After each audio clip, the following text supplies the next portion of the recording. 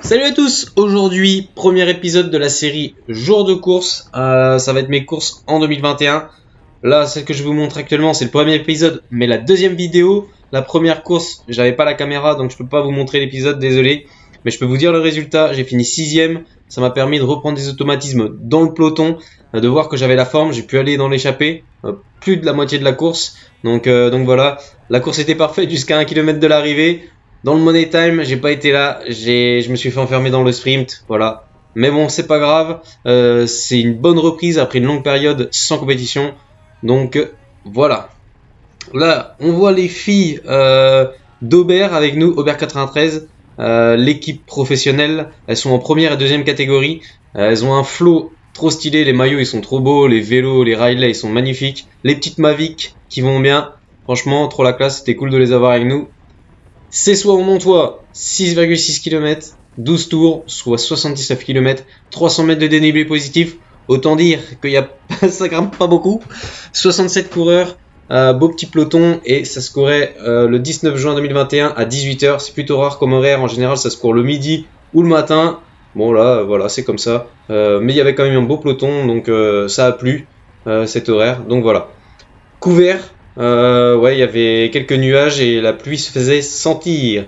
En ce qui concerne la catégorie, là on avait un peloton mélangé D1, D2, ce qui est plutôt rare en Ile-de-France. En général, c'est plutôt chacun son peloton, D1 un peloton, D2 un peloton, et puis D3, D4 pareil. Ça se fait que en Ile-de-France ça. Et là, le fait de mélanger les pelotons, c'est plus comme l'ouest de la France, ils font comme ça, l'est de la France aussi. Après, je sais pas, dans les autres régions, dites-moi si vous savez en commentaire de quelle région vous venez et comment ça se passe. Mais moi, je préfère en tout cas quand les pelotons sont mélangés, D1, D2, c'est quand même mieux. Et moi, j'ai une passe cyclisme open, donc ça veut dire que je peux courir dans toutes les catégories, sauf celle en dessous ma catégorie D2, c'est-à-dire D3 et D4. Allez, c'est parti!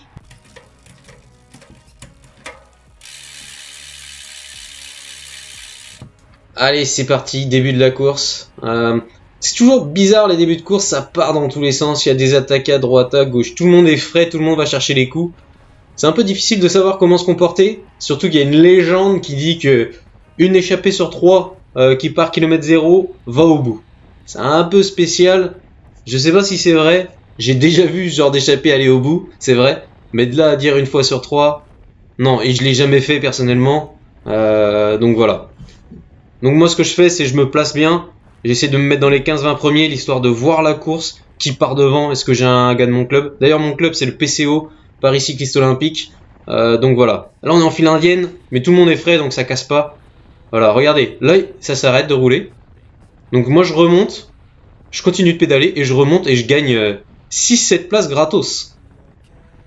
Aussi, ce que vous pouvez faire quand vous arrivez sur une course, c'est noter le numéro des coureurs forts. Et moi, j'avais noté le numéro à droite, là, le coureur de la Ferté-Gaucher, avec son maillot vert et son Pinarello Dogma F10. Mes collègues de club m'avaient dit que c'était un costaud. Et donc, du coup, je me mets dans sa roue. Et voilà, il est fort. Je me dis, voilà, si lui, il attaque, c'est que voilà, c'est pas trop déconnant. Donc, je le marque à la culotte. On est bien placé, là, tranquille. Là, le gars de Fontainebleau va passer sur la droite. Le vent vient de la gauche. Donc, en fait, l'attaque parfaite, là, c'est attaquer par la droite. Donc, voilà. Là, vous allez voir. Quand t'as les jambes, des fourmis dans les jambes, et que tu vois un trou comme ça, là, ça donne trop envie d'aller. Regardez, ça. Attaque. Bam. Mon copain qui y va. On y va. La casse moteur sur la droite, il a oublié ses jambes dans la voiture, je crois. On se retrouve à 3. À attaquer. Hop, il se retourne, il voit qu'il y a le trou, il insiste. Et du coup, moi, je suis dans la roue, tranquille. Enfin, tranquille, on est à 700 watts quand même, mais on est le début de course, donc ça va, c'est gérable. Donc là, il a fait une grosse attaque. On a vent de côté. Donc là, je me mets un peu sur sa droite, l'histoire de me protéger du vent. Donc voilà. Au début des courses, j'aime bien me tester. Parce que ça permet, en fait, de voir la forme que j'ai ce jour-là.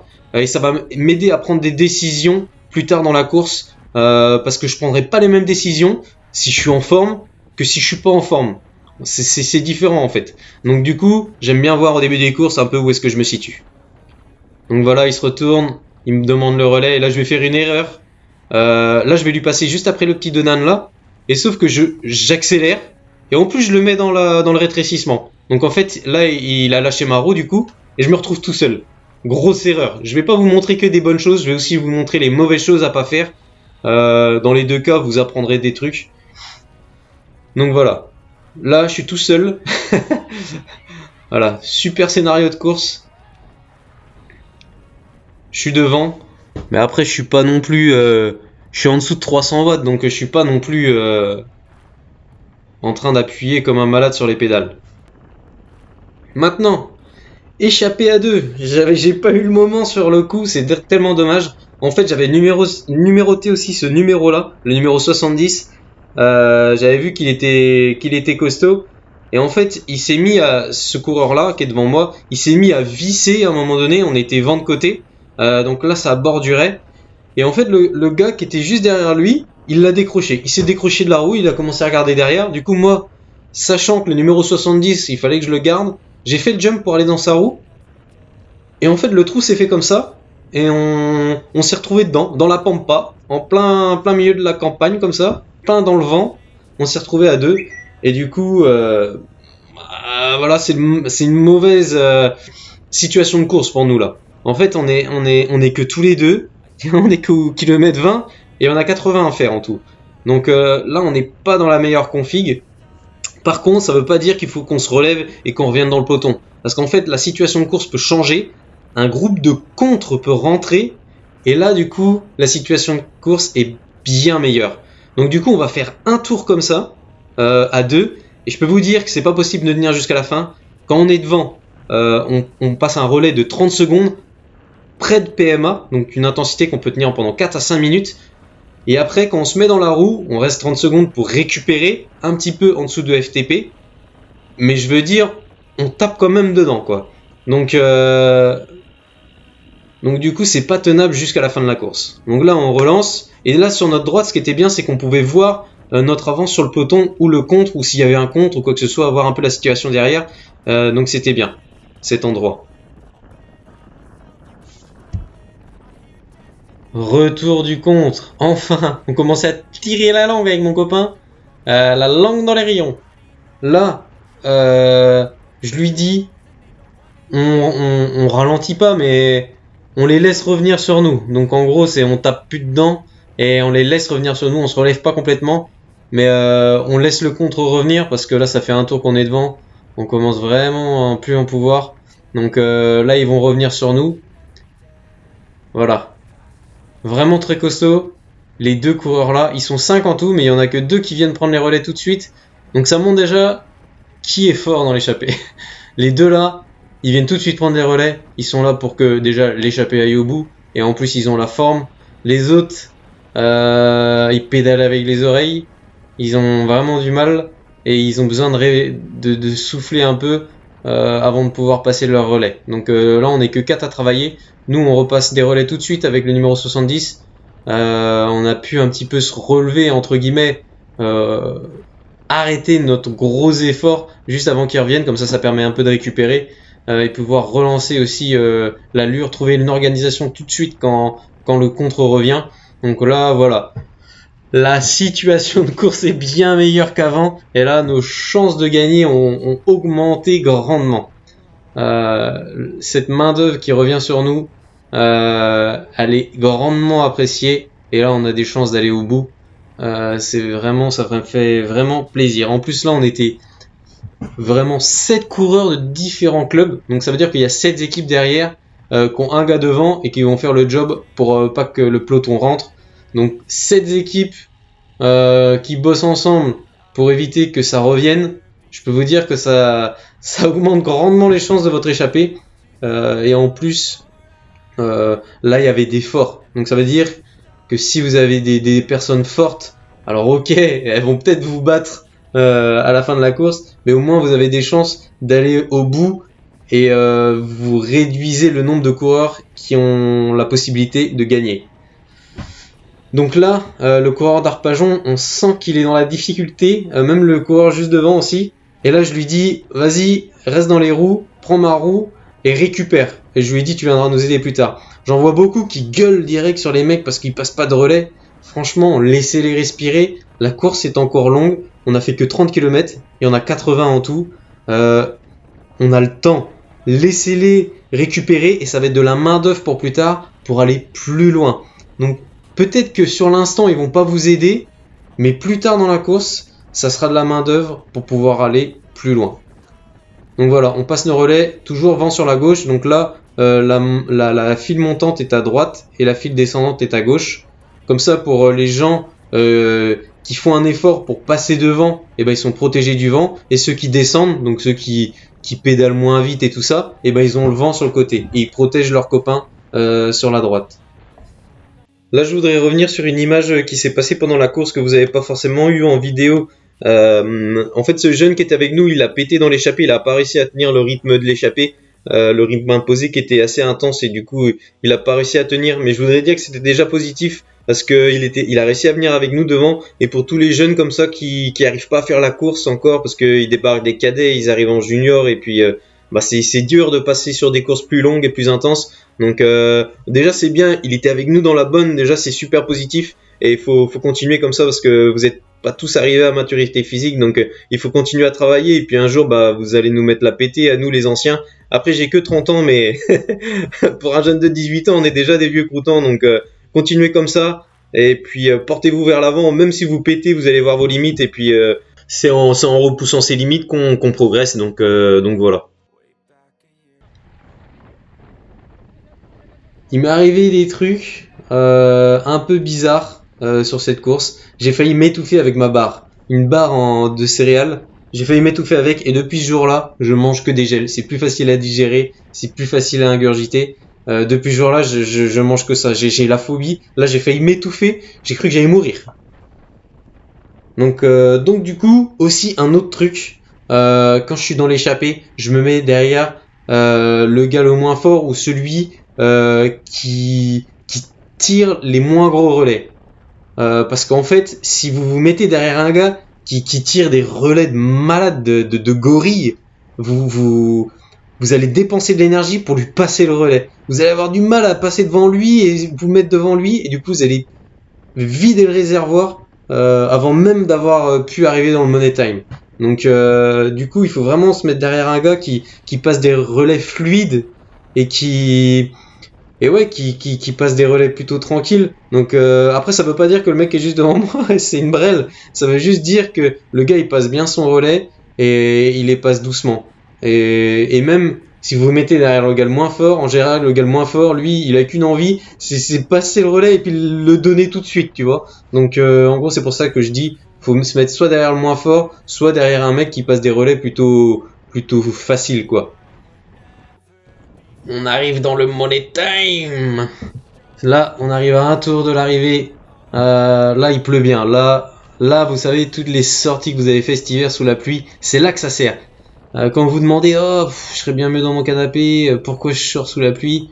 Voilà pourquoi. Parce qu'en course, vous maîtrisez pas la pluie, les conditions climatiques. Donc il faut que vous soyez préparés.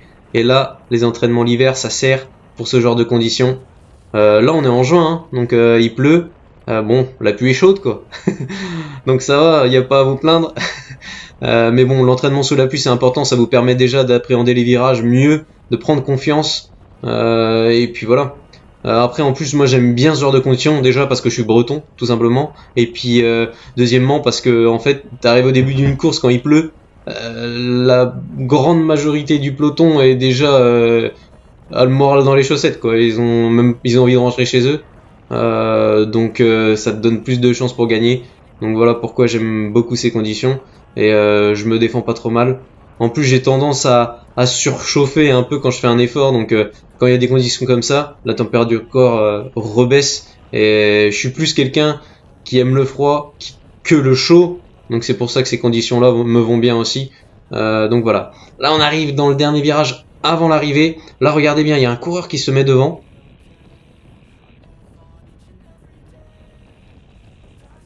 Et là il va prendre le virage comme un sagouin. Là il a fait un gros écart sur le deuxième n'a pas pris du tout de risque. Et donc du coup il y a un trou, il se retourne et là il insiste quoi. Et il se retourne et il se dit c'est ma chance. Donc il insiste. Et regardez ce qui va se passer sur la droite. Là, on arrive sur la ligne d'arrivée. Et regardez qui arrive. Les D3, D4 qui arrivent pour leur sprint. Et là, ils vont se mettre dans l'intérieur du virage. Et du coup, nous, on va encore perdre plus de temps sur le premier. Donc, là, il est parti. Hein. Là, je vous dis tout de suite, pour aller le récupérer, bonjour. Donc là, le mec en rouge, je sais qu'il est costaud. Je me dis, lui, il faut que je le suive. Et là, j'arrive pas. En fait, ma roue arrière, elle glisse. J'ai glissé, chef. J'arrive pas à avoir l'adhérence. C'est pour ça aussi qu'il faut vous entraîner l'hiver sous la pluie. Parce que, en fait, ça vous, dans ce genre de conditions-là, ça vous permet d'être plus efficace. Là, je manque d'efficacité totalement. J'arrive pas à avoir l'adhérence. J'arrive pas à le suivre, du coup. Et du coup, là, je me dis, bon, c'est bon. Il y en a 3 derrière moi. Ils vont rentrer sur moi. On va être 4. On va rentrer sur celui de devant. Et avec celui de devant, on va rentrer encore sur le premier. Et bah, détrompez-vous, les copains. On va jamais rentrer sur les 2 premiers. Là, celui qui est devant moi, il va rentrer sur le premier. Et nous, on va se retrouver derrière, piégés. Donc voilà, il y a le gars d'Arpajon, notre autre collègue. Et le numéro 70 qui est juste derrière moi.